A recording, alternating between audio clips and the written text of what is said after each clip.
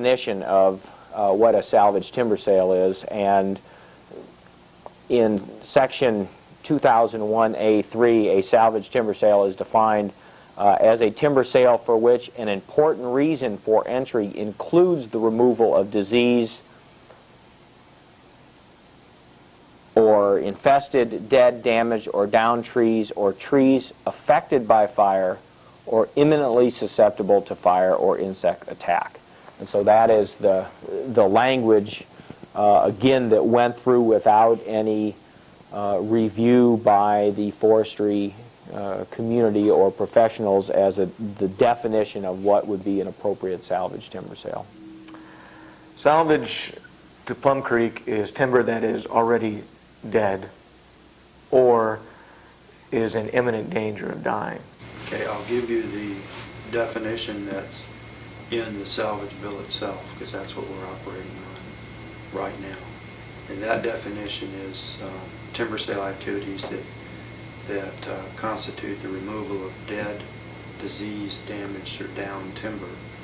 The fact that the Forest Service is just going into an absolute frenzy, getting forth as many sales as they possibly can. I think a rider by its nature is manipulative and strategic because that is why it becomes a rider instead of a separate piece of legislation. When the salvage rider was passed, the agencies involved signed a memorandum of agreement, and that memorandum directed us as an agency to comply with all laws and regulations as we normally would. And what I find to be especially ironic is for the Forest Service to take the position which they did to the public, including regional forester Salwasser in a public forum at the University of Montana last year on the salvage rider, to take the position that they had to comply with the nation's environmental laws when their own attorneys, the United States Department of Justice, and I'd like to quote a section from a brief that they wrote and filed in a challenge. It says, the plaintiff's argument flies in the face of the plain language of the Rescissions Act, which provides that salvage timber sales are to be expedited and environmental and natural resource laws do not apply.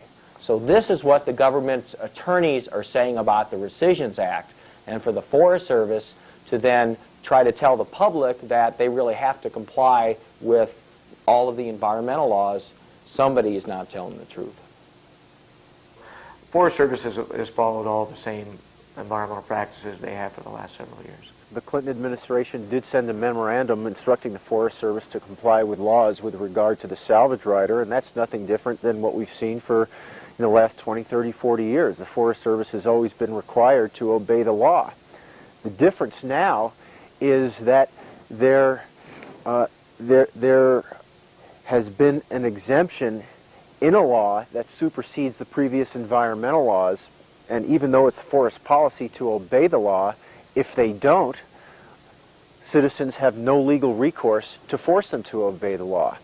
And of course the Forest Service has a long history of not obeying the law. That's why they've lost so many lawsuits over the years. When you lose a lawsuit, it means that a judge or a jury has decided that you haven't been obeying the law. And so nothing's changed except that citizens no longer have any legal recourse to take the Forest Service to the courts when they disobey the law. The salvage rider certainly expedited salvaging to some degree because it did cut some steps out of the processes we normally go through that would tend to cause it to take more time. So from that standpoint, it certainly helped the situation of being able to salvage, being able to remove some of the dead material that does present health hazards to the forest in regards to risk to catastrophic fires and insect and disease outbreaks perhaps too. There is a forest health crisis, and the single biggest part, at least in Montana, is that we are in a fire-perpetuated, fire-dominant ecosystem, and that has been interrupted. The guise of a forest health crisis was what was the political cover for passing the salvage rider, and what I found particularly onerous about the salvage rider was that it affects forest management in a very significant way. The last piece of significant legislation affecting the Forest Service was passed in 1976, the National Forest Management Act. There's been a lot of discussion by the foresters and other agencies portraying this bill as being designed to help with forest health issues. And in fact, the bill was designed very explicitly to help industry salvage trees to make money. By conjuring up a phony forest health crisis that doesn't exist, and by convincing the public that our forests are in a state of disrepair that can only be fixed by salvage logging, they have successfully done a very effective PR ploy designed to convince the public that the forests need more logging and not less, when in fact there is a very real forest crisis out there. But it's not the forest health crisis that industry and the Forest Service would have you believe. It's a crisis of excessive, heavy-handed management with bulldozers and chainsaws, period. I really hate the term forest health. And the more I hear it used, the more angry I get about it, because I think it's a very slick, manipulative word that invokes feelings of like human health. And a healthy human is one that's completely free of all forms of disease. And a forest that was completely disease-free and insect-free would be very sterile, be very susceptible to changes in the environment, new pathogens that came on, and so on and so forth. And it would be, of course, the ultimate would be industrial tree farm. That would be the most healthy possible forest, because it would be the most disease-free. So I feel like the very concept invoking the word health is inappropriate in talking about ecosystems. We have a decision to make that is going to really determine whether our forests in the United States are going to continue to survive as forests where living things can live, evolve, and reproduce and perpetuate themselves, or are we going to turn all of our forests into industrial tree farms? That's the crisis we're facing now. We have some very good information that we use to mark and to select trees that we leave. The broad description that they provide themselves for going after trees, they can go after any tree that looks unhealthy, or any tree that's next to a tree that looks unhealthy, or any tree that's even thinking about being associated with any other tree that's unhealthy. And they're going to basically have carte blanche to go in there and cut down any tree they damn well please. What you see is what you get. I ain't like them guys on the TV set with these cuts and blisters on my hand. But I fly the colors of the working man, and I'll probably never have a million, you know I'm always willing to give some, and I sleep at night without regrets. Well, what you see is what you get. My grandpa lives on his farm. He ain't never done anybody any harm. Well, he taught me the golden rule, but his machine shop was my high school. We will continue salvaging. We have always had a pretty active salvage program. There are a lot of benefits to salvaging timber. It reduces the fuels in the forest in those areas where you're able to salvage, to help prevent catastrophic events with fire and insect and disease breakouts. Produces wood fiber for the American people, and it means we cut less green areas. You know, as soon as a tree dies, it's a source of food for insects, and relatively rapidly decomposes. And after a few years that stabilizes, and it becomes really valuable as nesting habitat for birds and small mammals and things like that. And as it becomes rotten in the center, then it becomes better for just a whole succession of animal species. Any mortality they capture under the salvage bill is mortality that would otherwise be dead and decaying and a potential fire hazard on the ground. So it's positive in that sense, is that instead of being hung up in the process and being worthless and not being able to harvest it at all, it's now available and will be utilized. And the flip side, of course, on the ground is that it's not laying out there as a hazard on the forest floor. And taking out dead trees I don't see how that's going to help living trees. And Dead and dying trees provide a great structure in the forest. I mean, some of these trees don't even start to provide their most important function until after they're dead. On the Bitterroot National Forest, they've offered 14 salvage sales. And they're not just offering salvage sales places that have been burned, but they're also offering sales of mistletoe or disease infestation. And 13 of the 14 salvage sales that they're offering on the Bitterroot National Forest are for mistletoe infestation. And the thing about mistletoe is that it's a naturally occurring flowering parasitic plant. It's native to the Rockies, and it's wonderful habitat. We had a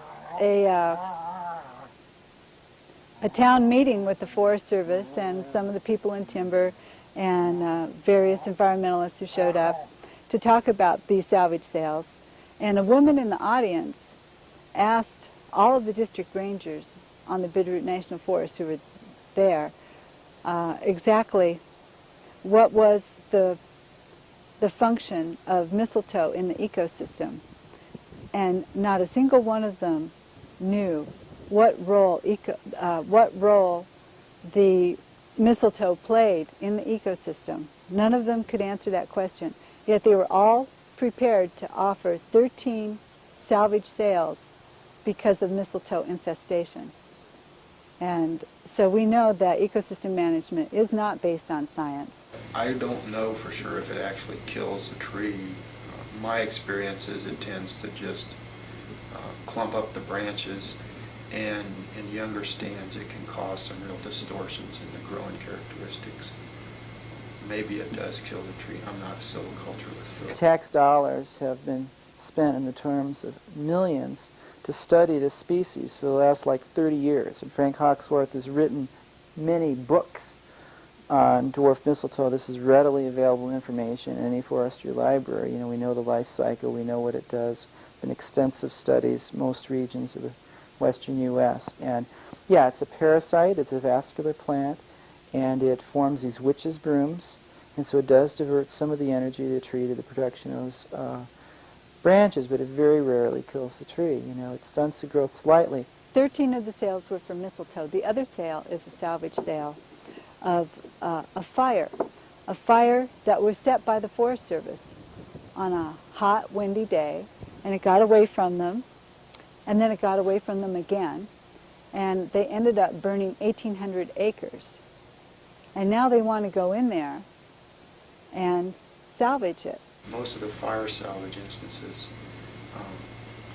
clear cutting was just something that needed to be done because the trees are all dead anyway. Salvage is important to foresters. It's an option, it's a tool that we have to implement a lot of good. Salvage logging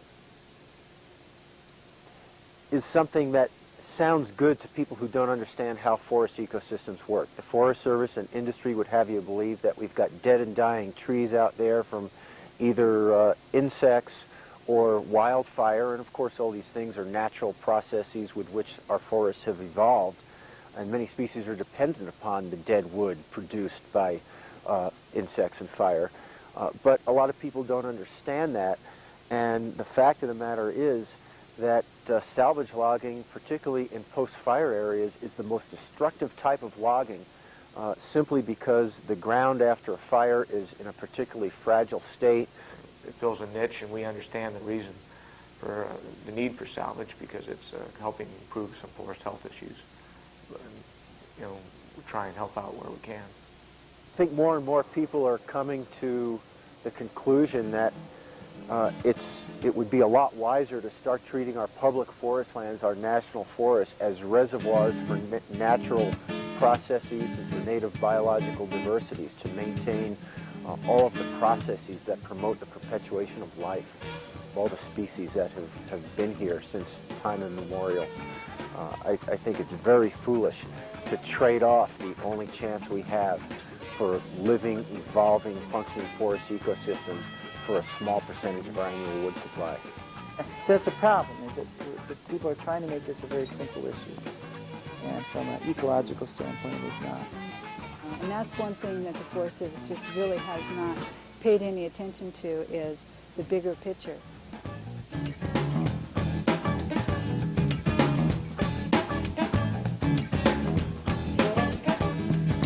Look here, I got something that I want you to know.